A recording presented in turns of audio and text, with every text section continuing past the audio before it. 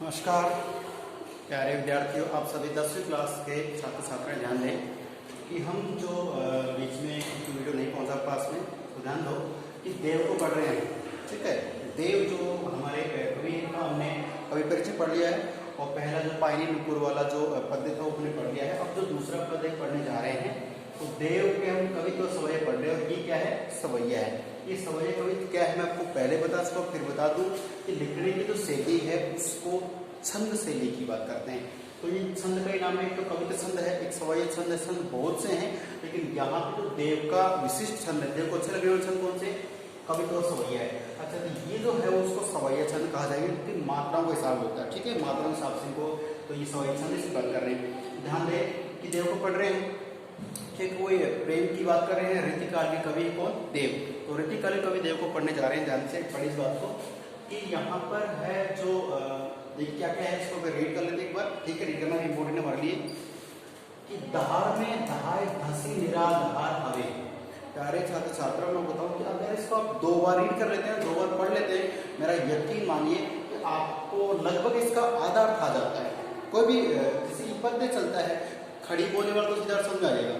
ठीक है, लेकिन कुछ जैसे ब्रज की बात करें, अभी ब्रज भाषा का मैटर है, ब्रज है अवधि, उसको 2 बार अगर ध्यान से पढ़ ले तो लगभग शब्दों का अर्थ समझ आ जाता है। तो देखिए सीधी सी बात है, धार में धाय धसी निराधार हवे जाय फसी उक्सी ने अबेरी, उक्सी ने अबेरी। ध्यान रखें, री अंगराय गिरी गहरी, गही फेरे फिरी, फेरे फिरी और गिरी नहीं घेरी। आगे ध्यान दें, देव कछु अपनो बस ना रस लालच, रस लालच लाल चित्ते भई चेरी। ठीक है, और बात करें बेगी ही बूढ़ी गई, बेगी ही बूढ़ी गई, पखियां अखियां, पखियां अखियां मधु की मखियां भई मेरी। अब एक बार आप इन सभी शब्दों का अर्थ देखिएगा प्लीज। अर्थ में क्या है कि देखिए यहाँ मैं आपको इस तरह से बता दूं, कुछ शब्दों का अर्थ आप जाने, ध्यान रखें। धार का मतलब है प्रेम रूपी धारा, कहें तो जैसे पानी की धारा होती है, इसी बात कर रहे हैं। तो यहाँ पे लेंगे प्रेम की धारा या धार से। ठीक है, दहाय, दहाय का मतलब लेंगे यहाँ पे क्या लेंगे, दौड़ने से लेंगे, दौड़ना। ठीक है, दौड़ने को दहाय किया है। धसी का मतलब उसके अंदर धस जाना, फंस जाना, चले जाना। और निराधार का मतलब निराधार, उसके आधार नहीं है। अब आधार नहीं है ये कहे सहयोग नहीं है, आधार नहीं है, निराश्रित है या उसका कोई रखवाला नहीं है, सीधी बात ये निराधार है। हाँ ये नहीं बोला, जाए का मतलब जाना, फंसी यानी फंस गई है। उक्सी, उक्सी का मतलब उकसना। जैसे मान लीजिए अभी मौसम बरसात का चल रहा है, आप कहीं पोखर में तालाब में नहाने के लिए उतरे और आप नहाने के लिए उसमें उतर तो गए हैं, लेकिन अब आप बाहर आने का प्रयास कर रहे हैं, उकसते हैं, ऊपर आने का प्रयास करते हैं लेकिन आ नहीं पा रहे हैं। देखो उकसना, ऊपर आना, सीधी सी बात है। उकसी न अबेरी, ए का मतलब नहीं, बेरी का मतलब देर तक, अर्थात अब न देर नहीं, कई देर तक, बहुत देर तक ये बाहर नहीं निकल सकी। चलिए अगला, री, री यानी अरे हो सकी, और अंगड़ाई का मतलब अंगड़ाई लेना। ठीक है ना, उससे मतलब कई बार शरीर को हम थोड़ा रिलैक्स करने के लिए या जैसे कोई कार्य से निवृत्त होने के लिए अपने से अंगड़ाई लेते, इस तरह से अंगड़ाई लेना वो होता है। ठीक है, तो अंगड़ाई गिरी, गिरी का मतलब उसमें गिर जाना। गहरी, गही, गहरी का और ज्यादा, गही का मतलब उसमें चारों तरफ से अंदर से ली गई है। फेरे फ्री, फेरे यानी पुनः दोबारा, फ्री का मतलब घूमती है। और घिरी नहीं घेरी, अर्थात और घिरी घेर नहीं पाई, रोक यानी कि उसे चारों तरफ से घेर नहीं पाई, नहीं घेरी अर्थात घेरने का प्रयास किया गया लेकिन घेर नहीं पाई, रोकने का प्रयास किया गया लेकिन रोक नहीं पाई। आगे, देव कछु अपनो बस ना, कवि देव ने अपना नाम का छापा या छाप लगाते हुए कहा है कि देव कहते हैं कि कछु अपनो बस ना, कि कई बार ऐसे कार्य होते हैं कि हम अपने बस में नहीं रहते हैं, हमारी स्थिति आउट ऑफ कंट्रोल हो जाती है। तो उसी बात में बता गए हैं, रस लालच, रस लालच का मतलब हमें कोई भी काम हो या वस्तु व्यक्ति हो उसमें क्या है कि लालच आ जाता है, लोभ लालच। आप जानते हो कि लोभ पाप का मूल है। ठीक है, लोभ करें तो पाप होगा हमसे।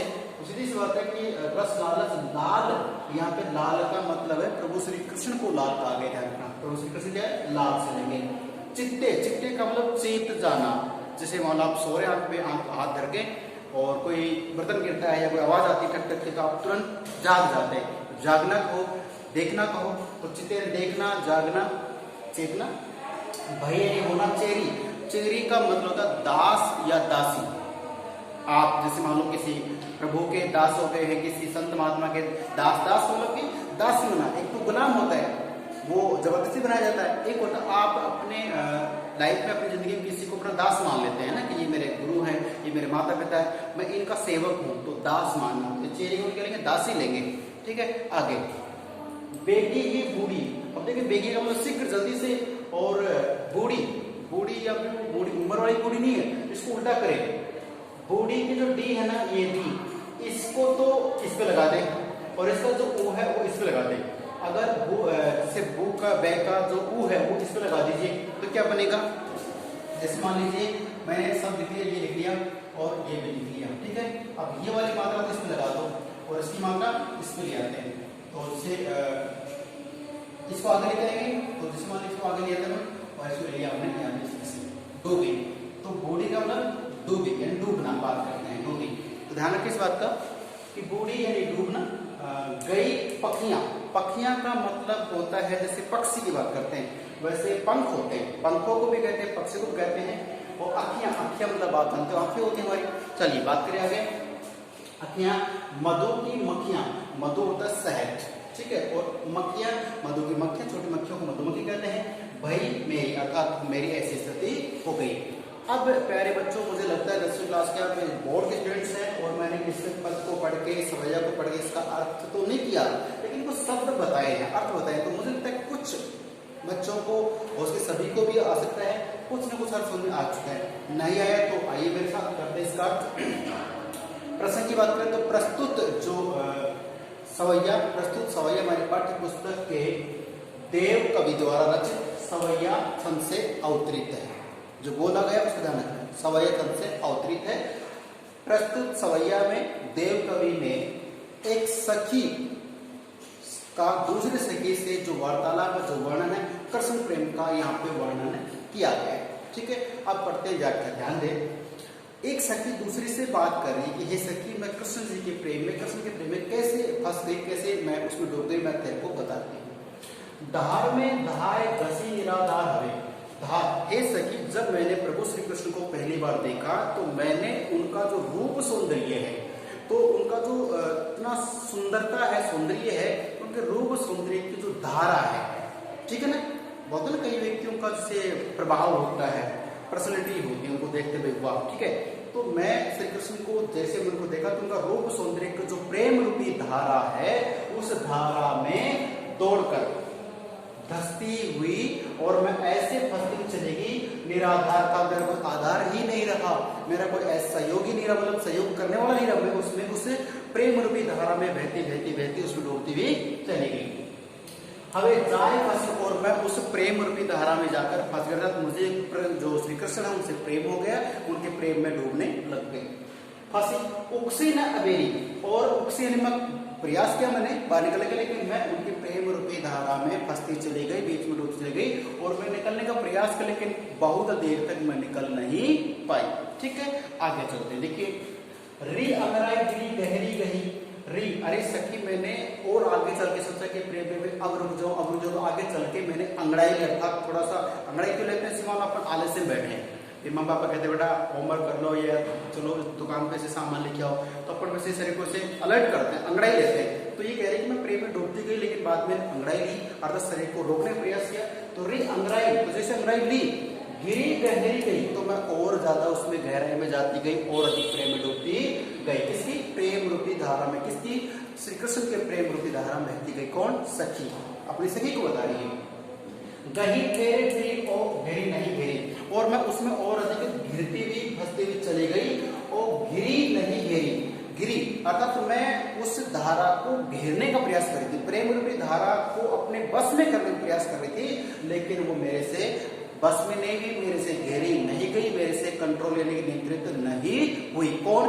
प्रेम रूपी धारा के बहाव में फंस गई, उस पानी के, फिर यही बात से बात करते हैं ना, जैसे गई मेरी फिर, तो पानी का जो बहाव है, पानी का जो चक्रवात है, उस पानी से पानी के चक्कर में फंसते फंसते चले, उसी प्रकार से श्री कृष्ण के प्रेम में फंसती फंसती मैं आगे चली गई, और मैं निकलने का प्रयास कर रही थी, निकल नहीं पाई, मैं उस पानी के बहाव को रोकने का प्रयास कर रही थी, रोक नहीं पाई। ठीक है, आगे देव को सपनों बस ना, कवि देव कहते हैं कि अपने बस में कुछ नहीं, वो सखी भी सखी से कहती है कि हे सखी मैं बेबस हो गई, मेरे बस में, मेरे नियंत्रण में कुछ नहीं रहा।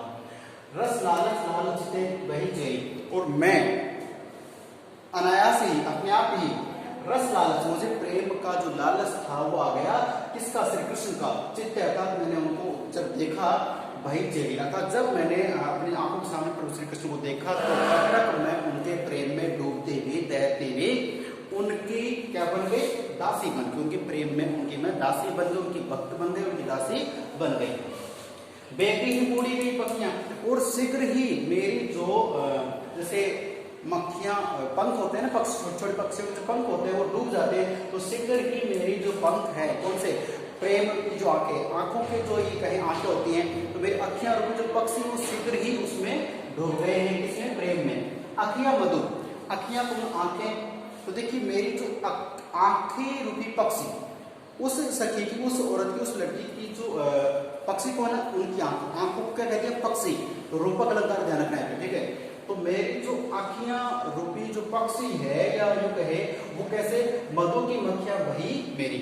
जिस प्रकार से शहद में मक्खियां होती हैं वो लिपटी रहती है, चिपटी रहती हैं, तो जिसे मधुमक्खियां शहद में चिपटी रहती है, उसी प्रकार से मेरी जो आँखियां हैं वो पक्षी की तरह, उस मधुमक्खी की तरह श्री कृष्ण रूपी, देखिए श्री कृष्ण रूपी प्रेम, श्री कृष्ण के प्रेम रूपी शहद में, श्री कृष्ण के प्रेम रूपी शहद में मेरी आँखियां रूपी जो मक्खियां है वो उसमें डूब गई, उसमें रह गए। अर्थात श्री कृष्ण को तो प्रेम का शहद बता दिया, और उनकी आंखों को मधुमक्खी या पक्षी बता दिया, और आंखें उसमें रह गए। अर्थात कहने का भाव है कि मेरी आँखियां हैं अब श्री कृष्ण के प्रेम से उनको रूप सौंदर्य को निहारने में बस उन्हीं को देखती देखती रहती है। कहने का मतलब है एक गोपी को, एक सखी को श्री कृष्ण से बहुत अधिक प्रेम हो गया, उसके प्रेम में हमेशा लीन रहना चाहती है। अब प्यारे बच्चों बात करते हैं कि इसका जो विशेष है उसमें आपको मैं, हालांकि इसका मैंने आपको नोट्स भेज दिया था, एक बार वापस भेज दूंगा आज।